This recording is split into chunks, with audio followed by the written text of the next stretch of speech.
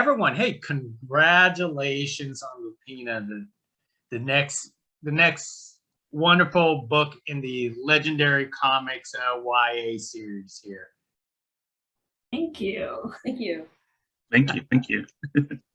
So let's start off with that important question that always starts off with any comic book or comic book series. James, where did the idea came from for Lupina? Yeah, it's actually pretty simple, I think. I was in my room looking at books on my shelf and the different spines and stuff, and I have a few copies of Lone Wolf and Cub, which is like a famous legendary comic series, a manga series about a samurai and his son, his infant son, going around Japan and getting into scrapes and stuff. And I was like, what if Lone Wolf and Cub was literal? What if there was a wolf and a child, and they go on adventures where go on this journey? And that was kind of how it started. And so I was like, okay, what would that look like? And then thinking about stories of children in fiction raised by animals, so Tarzan, Mowgli, in that kind of vein. And so I wanted to see if, rather than have like a child raised by a group of animals with a community, it's just one child, one animal. And so they start to rely on each other as time goes on. And so the wolf raises the child, and then as they get older, the child takes care of the wolf, kind of thing. Wow. So Nikita, Legendary, got a herd of James' pitch idea here. How did you guys wanted to take this as part of the YA series? So this one was actually different from the previous books in the YA series. So we met James at San Diego Comic-Con, I guess 3 years ago now. And we had read the first phase of the book, which is the first chapter. And they had self-published this at that point, and we got a hold of it, and it was just so captivating. It's just that first chapter of the book. Lupa is just Lupa, the main character, is all on her own, and she meets this wolf, and I was just so intrigued by the story and where it would go. And the art, of course, by Li was just fantastic. And Lupa, I mean, if you look through the first few pages of the book, she's just so adorable and just so cute. I was like, I need to know if this little girl, what happens to this little girl and what her journey is. So it was kind of a great chance to meet James at Comic-Con and just talk to him more about what it would look like if Legendary Comics acquired this book. And it was just, yeah, luckily we all kind of vibed and we enjoy working together at this point. So yeah, it's been a really fun project to acquire and work on. That is amazing. Comic-Con, I felt like it's so decades ago. I'm not even sure if I remember any Comic-Con, even though it's supposed to happen in was it 2 weekends from now? Yeah, pretty much. It's all a blur in the past 2 years. So Li, tell us about your approach, how you wanted to handle an artwork for something like Lupina here. Well, I guess early on, I think James and I had discussed, I wanted to focus as much as I could on visual storytelling and like kind of letting, I guess, not saying that of course the writing was, I guess James had that in consideration with the writing, but it also means that it means that the dialogue and what text is displayed is very like thoughtful, and I guess I also took a lot of inspiration from wow, I'm sorry, that was I answered that in a whole complicated thing. Simply put, I just wanted to, I like an expressive approach, and I like I guess getting to, I like trying to get all the characters to, I guess, have their own personality showing, even with animals as well as people. And so I guess that was a big part of why I liked this project. And yeah, I think James mentioned he had some inspiration from Lone Wolf and Cub, and I haven't read as much of that, but I knew about it, but I also think we had some inspiration from stories like Princess Mononoke was a big inspiration for me. One of my favorite movies, and I think also there are other stories of I guess children who find themselves being raised by wolves. They're based on historical stories as well, and from whether like way in the past, or there have even been some more modern stories. But anyway, we just thought it was I think we liked there's just a lot of interesting character development there, and like unique challenges, but it's also I guess I kind of ran out with what I was saying from there, sorry. No, you're okay. You're okay. Yeah, I think that kind of covers a lot of. Well, let's look at this way, because what I love about this book was the fact that the visualizations was very sharp. You know, it was one of those things where it was sketchful, but it was black and white with hints of color.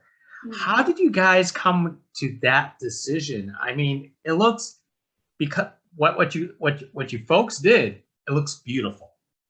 That's the one thing I could say. It was just like it was pleasant to go from frame to frame, from page to page, because of that visualization. Yeah. Yeah, I think with the colors, initially it was a logistics thing. Way back when Lee and I self-published the first phase, the first issue of Lupina.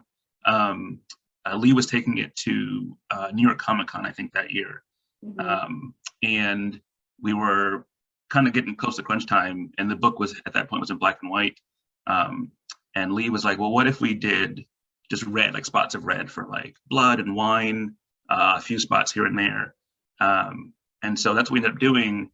And that was the plan initially to do for the whole book.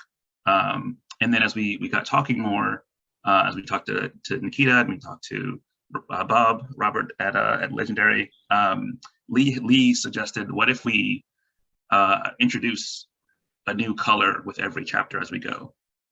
And so with phase 1, it's red, and phase 2, we bring in green, and then so it's almost like this, as her journey goes, as Lupa's journey continues, we see more color come in. So it's almost like a slow motion Wizard of Oz kind of thing, where she goes from black and white into, you know, eventually full color. And Bex Glendening, who did the colors on the book, is absolutely incredible. Their work on this book is, and like they took to that with gusto, as far as like the way those, like what colors are in the next chapter, and how they incorporate different shades, different hues of those colors. I think it really worked out. Nikita, could you add on to that, on the process of Legendary, you know, trying to push these comics, because this isn't, I want to say this isn't the first time that you folks did that. I'm noticing a trend of these visualizations. Yeah, I mean, in terms of the graphic novels that we acquire, we really, it's always, you know, that fine balance of art and writing and dialogue, and James's script is really beautiful in terms of when you actually read what is actually going on, and there's just, a unique collaboration between the writing and the art and everything. And in terms of the colors, it's just, it is visually stunning.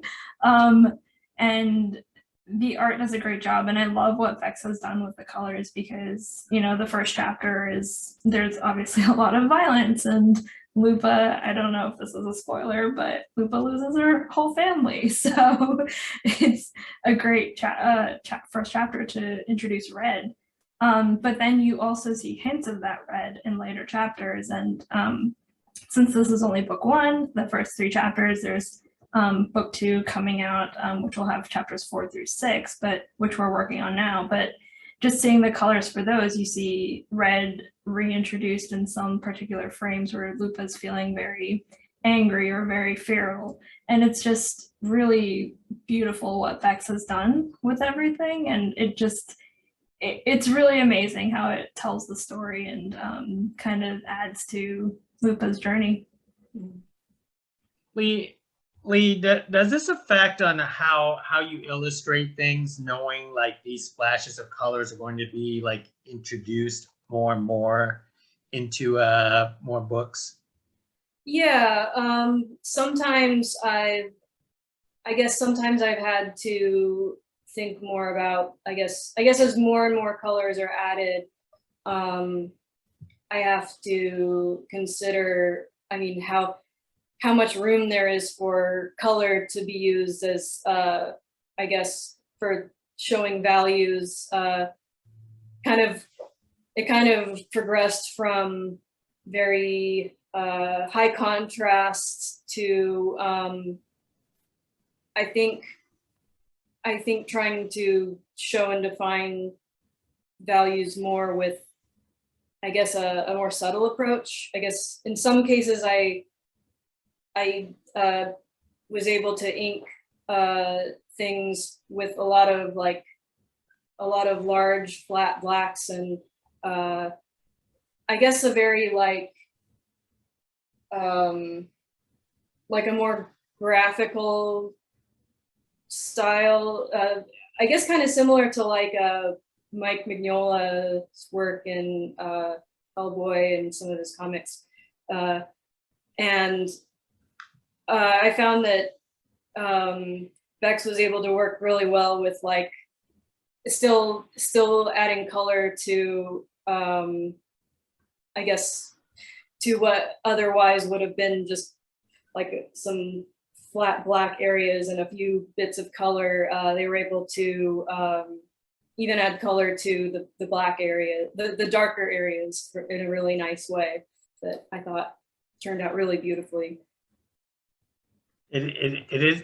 I could see the transformation, the evolution of the artwork, and that's what I find this series actually very unique. It's because it doesn't kind of stick with one. You could actually see, you know, the evolution. James, tell us how much story did you have this in your head? Because we understand there are books, there are phases, and I'm guessing phases, when we refer to phases, it's sort of like story chapters, but it's also the story chapter of the moon. And hint. But yeah, tell us about how much story that you actually have, because usually when I pick up like a legendary comic graphic novel, they're already done with, you know, one huge book, but this is much more. Yeah, the excuse me, the phases, because it's everything's the moon in the story. Like the moon is such a, I mean, Luna and Lupa and Lupine and Wolf and Moon and all these things are kind of coming together. And I was with the phases, there's the story is told in 6 phases. There are moon goddesses who show up along the way to kind of guide Lupa in her journey, in addition to Coras, who's the wolf who protects her. And coming up with like almost like a religion was a lot of fun, actually, based on like, okay, how would like the moon has 8 phases, and what if each phase is a different aspect of a lunar goddess, and coming up with that stuff. There's a sun goddess who is their sister. It's a whole like, there's the whole like pantheon, which I didn't want to overload with that stuff, but I wanted there to be hints of it. And then as you go, you see more of those characters come into it. And so building like a belief system, a mythos within there, as well as like lore that involves the Empress Salkas, who sort of kicks things off, actually, which is what leads to Lupa's journey in the first place. I'm not trying to be a little bit vague, but like still give you enough information. So building all that stuff in, but also things that like, reading up on like wolf behavior. They do tend to move in packs, and it's like, okay, what is like a lone wolf personality? What is, these things? Even the structure of like of Lupa's journey, there's a map that she refers to that her father left her. And you see like where she goes, she begins in the town of Kote and moves on to the wilderness, and there's the mountains, and you see kind of where she goes and what is each area like. It's almost like, not like Star Wars, but like where there's like each planet has their own like biome, like, oh, it's like a swamp, or it's like a forest or whatever. That kind of idea where each phase you see her in a new environment. And so that stuff came into play. There was something that I would have liked to do more of, but it was tricky to kind of navigate, was the language. Like Lupa and her family in where she's from speak a certain language. So Ariana Meyer is the letterer on the book, and she incorporated that kind of those ideas where like in Kote, where we begin, Lupa speaks a certain way, so that the font is a certain style. And then as she's in the wilderness longer, away from people, that font changes to something more feral. And then you see like almost that journey too, where she's like, because the idea for Lupa was that she begins at age 4, and then each phase was at a different age. And so 4 I chose because I wanted her to have time in civilization. She can walk, she can talk, she has language, she has emotions and thoughts and feelings and things, but not too far gone that she couldn't like learn to be feral. I think if she's in civilization for too long, that change doesn't happen. And so I wanted her to like, she grows her nails out and she's like learning how to like fend for herself, or learn how to like hunt and stuff with Coras as her guide. So all these little things that like that kind of, I didn't come into by myself, but I wanted to make sure everyone on the team had a sense of what we were trying to do with that. And so there's a lot, like I'm rambling now, there's a lot of like pieces and parts to this. Yeah, I mean, one of the great things about what James has done with the script and just working on this with Lee and the whole team, that it is that balance of the spiritual nature of the book and Lupa's journey, but also her own personal journey of revenge and trying to find out who killed her family. So they really kind of meld together in a really cool way, especially in volume 2. But in book 1, you get that sense that there's something else going on, and it's really intriguing to me in terms of how much we actually show and kind of leave the opportunity for more. So Nikita, with Legendary, because if I recall from the YA series, a lot of them are one book and done. But how did you guys want to approach? Because this is going on. It's going to go on for a few books. 2 books at the moment. That is what has been planned. But yeah, I mean, it's kind of just something that naturally happened. Honestly, we just thought it would be a good structure to have 2 volumes out and space them apart in a seasonal fashion. But yeah, it just kind of works out because book 3 ends on sorry, I can't even talk today. Phase 3 ends on a cliffhanger. And yeah, to avoid spoilers, but it makes you want to know more and want to know more about what Lupa's going through. I know. Let's not start adding books after you already said there were 2 books, right? I know. Hey, James, I know you created this world, and it's a terrific world. I feel like I need an encyclopedia companion to come along with this. But I'm curious, how did you ended up with 9 aspects? Because you know what, I'm so looking forward to book 2 because I want to know that question mark aspect of it eventually. Yeah, there are there's eight of the moon, and then the sun goddess is kind of her own being.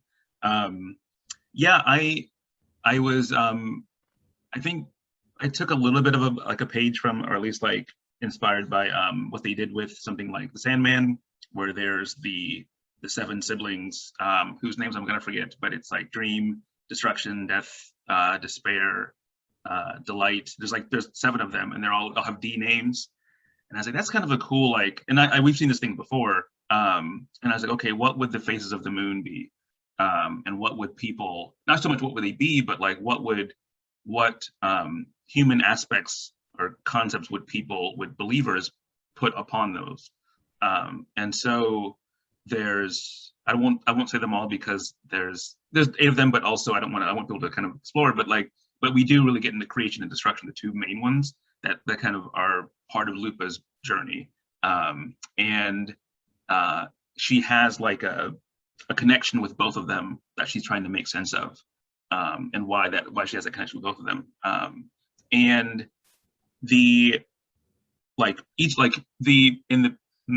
they're not all like in the book itself. We don't see each one interacting in the same way.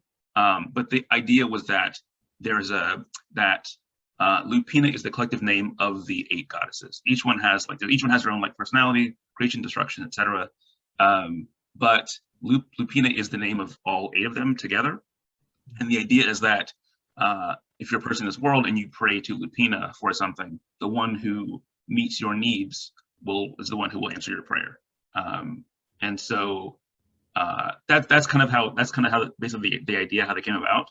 I was trying to think of like, human desires, human wants, human needs that would also map onto, each of these goddesses.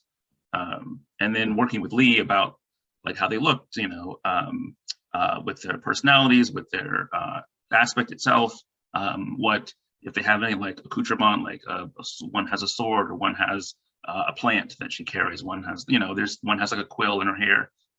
There are all these different kind of ideas given life. I don't know if Li, you want to. Sure.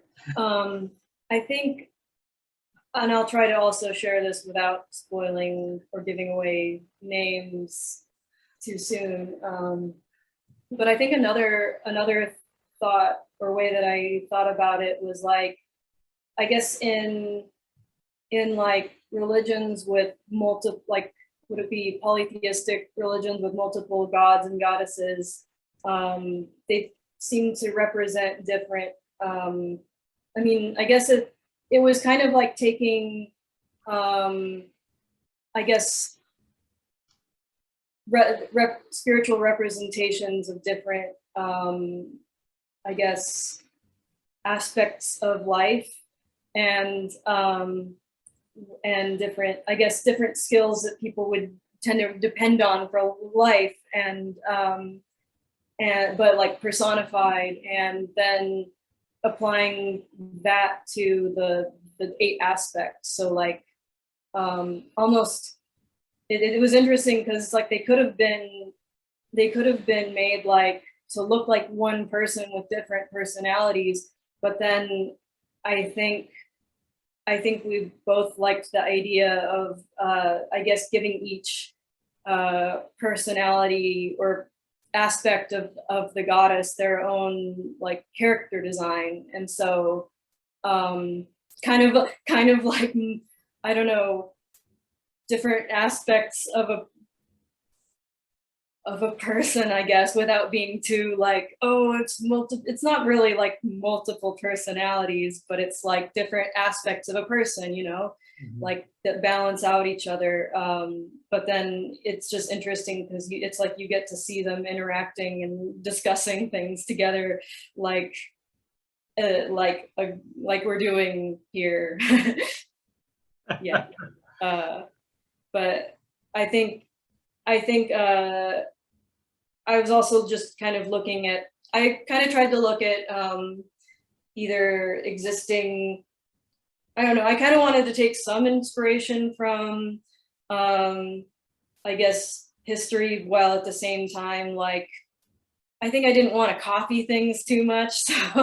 So it kind of, I guess it kind of wound up being somewhat like inspired, but original at the same time. Well, you know what? It works.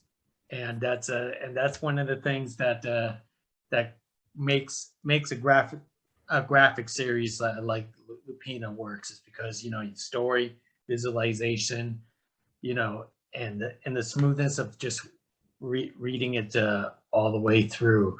So thank you very much for speaking to us about, gosh, I just want to say volume 1, because I still haven't seen volume 2, and maybe there'll be a secret volume 3. We don't know yet. So hopefully get to talk to you guys again once the next volume is also completed. And once again, congratulations to all of you for Lupina. And hopefully we will all meet up at Comic-Con. Maybe not over Thanksgiving weekend, but hopefully we will. Yes, absolutely. Thank you so much, Gig. Hey, thank you. Thank you, Gig. Thanks for having us. Thank you.